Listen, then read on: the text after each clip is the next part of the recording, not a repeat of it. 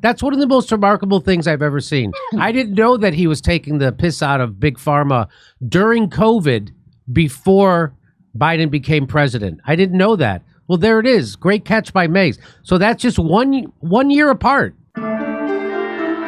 Okay, so here is something is very surprising because we have Stephen Colbert saying exactly one thing before Trump was elected and then saying the exact opposite after Trump was elected. Is that surprising, really? Very unlike what I'm going to be doing August 3rd in Oxnard, California. Come see me do stand-up there at the Levity Live. Go to jimmydore.com for a link for tickets, or in Rutherford, New Jersey, or in Manhattan at the Village Underground. Mays found this. He said, in the summer of 2020, Stephen Colbert aired a sketch warning people to be skeptical of vaccines and Big Pharma. 11 months later, when Biden was president, Colbert was dancing for the vaccine. Colbert is one of the most partisan, shameless shills that America has ever seen. You think he's kidding? Let's watch. Some folks are skeptical. Thankfully, Big Pharma has come up with a way to reassure the public about their motives, and it's all in their new ad. So this is him making a fake ad, lampooning Pharma as the lying criminals that they are. This is before Biden became president. This is when everybody was going to be skeptical of the vaccine because Trump came up with it. Remember that? Joe Biden said so. Kamala Harris said, I'm not going to take it if Trump comes up. They all said that. And so here was Colbert. Joanne Reed said it. Before she shrunk her wig in the wash, she used to go, I ain't taking that. Yeah, and here's Colbert saying the exact same thing. This was in, what was this? This was in the summer of 2020. This is before the vaccine came out. This is the kind of stuff Stephen Colbert was saying. Some folks are skeptical. Thankfully, Big Pharma has come up with a way to reassure the public about their motives, and it's all in their new ad. Are you worried about the future? Unable to sleep at night? Afraid that pharma companies will put their profits ahead of your health? If you are concerned about the cost of a vaccine, ask your doctor about Vaxilax. Vaxilax is the only medication proven to reduce anxiety about Big Pharma taking advantage of you in a national crisis. You can trust Vaxilax because of its mascot, Professor Cashington, the ethical money sack. Side effects of Vaxilax include legless rest syndrome, kidney rhinestones, crumblefoot, spontaneous beard sparrows, the galloping hoop sticks, spinal crunch wrapping, Ferdinand's flopsy, big old pink face, Gordon's fisherman syndrome, scrotal yodas, chronic vaccine resistance, facial graham crackering, full-blown coronavirus, and dollar bills, y'all. The vaccine. So that's what he was saying in the summer of 2020. Yo, who's his writers? Because they wrote that for him. Because his writers wrote that for him, and they're scumbags for that, dude. And no, that's what they should have been writing. That's this kind of stuff you should always be for writing that. I didn't know that. For writing that and then going to the vaccine dance later, that means you're smart enough to come up with that, and then later you forgot about it, like you're fucking Amy Goodman forgetting about Fauci. And so then, after Biden was president, this is what he was doing. He's have the vaccine.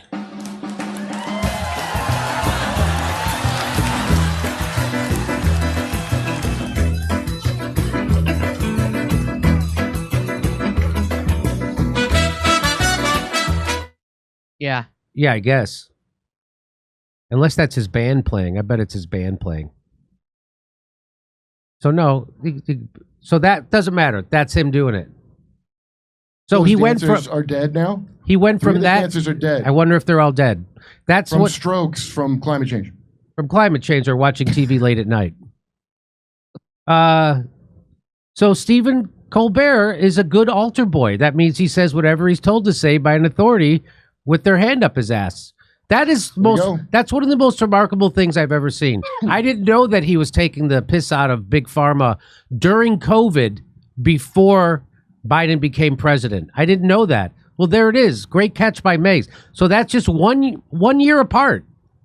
Yo, there's no excuse. He's a pure evil scumbag for that. How do you do that? And then I give Chris Cuomo more leeway because I think he's dumber than Stephen Colbert.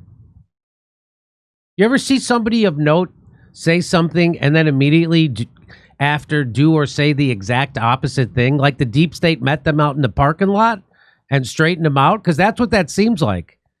This is Colbert's humiliation ritual punishment, betraying his base, losing every shred of remaining dignity. But this was he was made in a lab. His dad was the Fauci before Fauci. So, and he's a Jesuit scumbag like Fauci. So that means this improv piece of garbage is programmed probably from a very young age to be like this. A mindless authority puppet, okay? And he was probably programmed in a terrible way. That's my guess. And so this is a guy who's supposed to be anti-establishment. This is a guy who's supposed to be taking the piss out of the powerful and the politicians and the liars. Here's a video of him dancing with a mask. Watch it. Who's that guy? That's Chuck Schumer. That's Chuck. So if you see Chuck Schumer waves him over, come on, Stephen, dance with me. Come on. And Stephen Colbert. Oh, and they're wearing their uniform, khakis. They use khakis and a blue shirt. Yeah, it really works the clots out from the booster. And there he is. And they high fives Chuck Schumer. It's totally normal looking, Jimmy. That poor intern. And everybody's just standing around watching the powerful dance. With masks on. With masks on. The burqa of the face. I wonder where Stephen Colbert's mask is. By the way, this is when they ran all the funny male writers out and they were putting in like those white liberal woman fish speaker improv chicks to write. And they all think a bit is just doing a dance. And so, you know, like stupid female Ghostbusters. Then there's a dance scene because we're dancing like no one's watching, but everybody is watching and they paid. So, remember when he tried to pretend that CNN is impartial and they're objective news?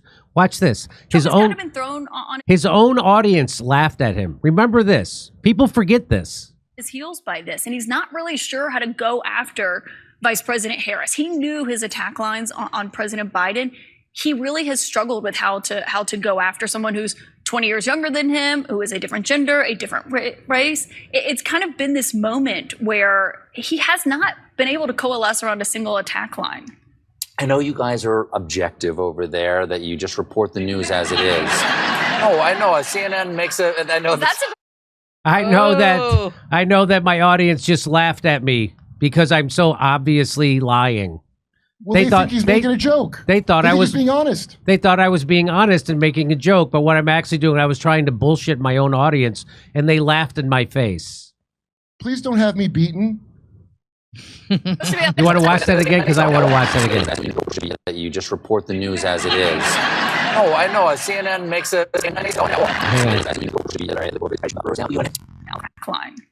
I know you guys are objective over there, that you just report the news as it is. Oh, I know. CNN makes a. I know. Is that supposed to be a laugh line? I wasn't supposed to be, but I guess it is. I guess it is. I guess I'm here lying for the establishment, and they caught me. You can't, because laughter's involuntary. I guess it is a laugh line. Yeah, you mean you just unwittingly said the funniest thing you ever said on your show? Unwittingly, because you were actually trying to lie. You were being a phony. He was being a phony liar.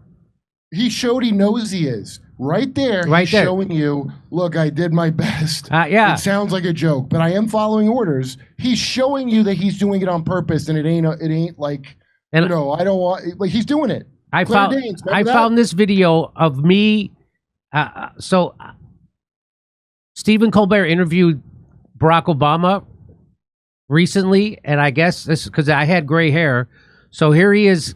Here I am covering Stephen Colbert interviewing Barack Obama. Just watch this. Can we just take a moment? Can I want to talk. I just want to take a moment to drink you in.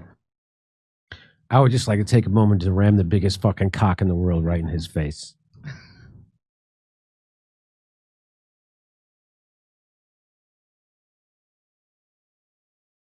That's a good calf. But you would have to take the number to get in the back of the cock line.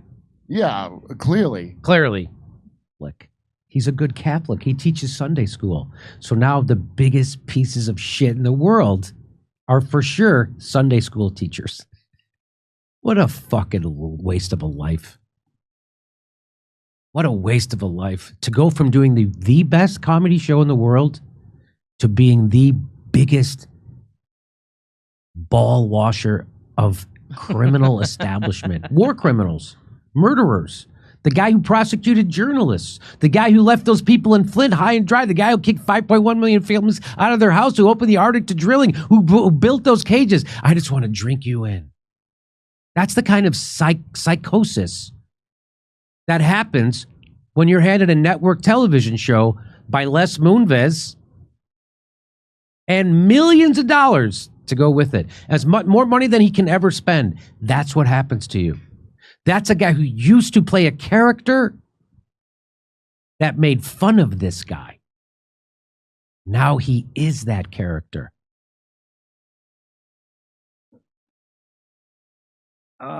He became the character. So, you want to hear it again? Can we just take a moment? Can I want to talk. I just want to take a moment to drink you in. Yeah, drink him in like Obama drank that Flint water. Just a little kiss on the tip. Then I run to a helicopter. Colbert's wearing his ankles for earrings. Like, come over here, let me drink you in. I don't know how long I'm going to be doing this, but I just want to keep reminding people of what garbage people that the Democrats, they're not the left. They call themselves left. They're not. They're the Democrats are propping up. This guy's could not be a bigger phony. It's unbelievable. He became the character he used to play on TV. He became that character. Of the New World Order. He's an asset of the New World Order. No, that's all it means. That's what that rally for sanity him and Stewart did. Yep. Where they promote that they did nothing. Bruce Springsteen, even Bill, mediocre shit. Even Bill Maher called out Stephen Colbert and Jon Stewart for doing that rally rally for sanity. He said, hey, here's an idea. When you have 100,000 people show up in Washington, D.C. for a rally, why don't you make it about something? That's what Bill Maher said. About genocide, but at least I took a stand. Why don't you make it about something? It was about Maher's nothing. Yeah. It was about Jon Stewart gave his speech, and it was about how we need to be nicer in traffic. Hey, we should all get your salary too, John. You absolute cut off from the world idiot. A man who's only counseled by yentas. So you could do this all day. Great job by Mays, by the way, for finding that. A complete 180 flip-flop. So that's what everybody was supposed to be doing, by the way. So all my comedian friends, I thought we were all supposed to be making fun of Big Pharma and being suspect and skeptical of them around COVID. And it all ended. As soon as Joe Biden became president, that all ended.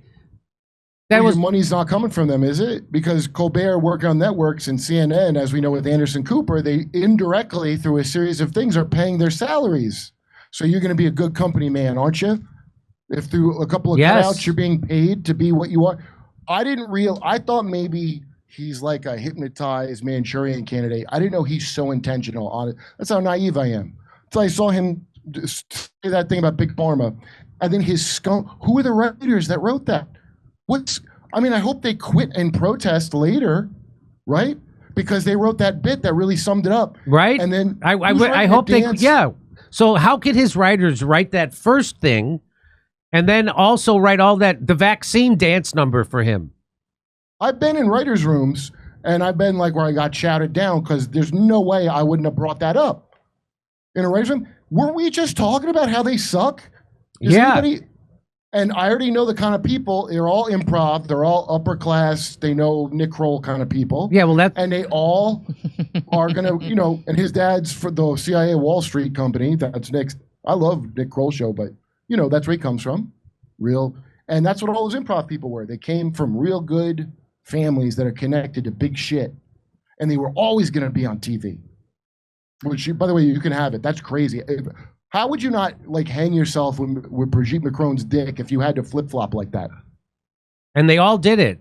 Come see us in Oxnard, California, Rutherford, New Jersey, Manhattan, New York, Edmonton, Calgary, Vancouver, Appleton, Wisconsin, Rosemont, and Chicago, Illinois. Go to jimmydore.com for a link for tickets.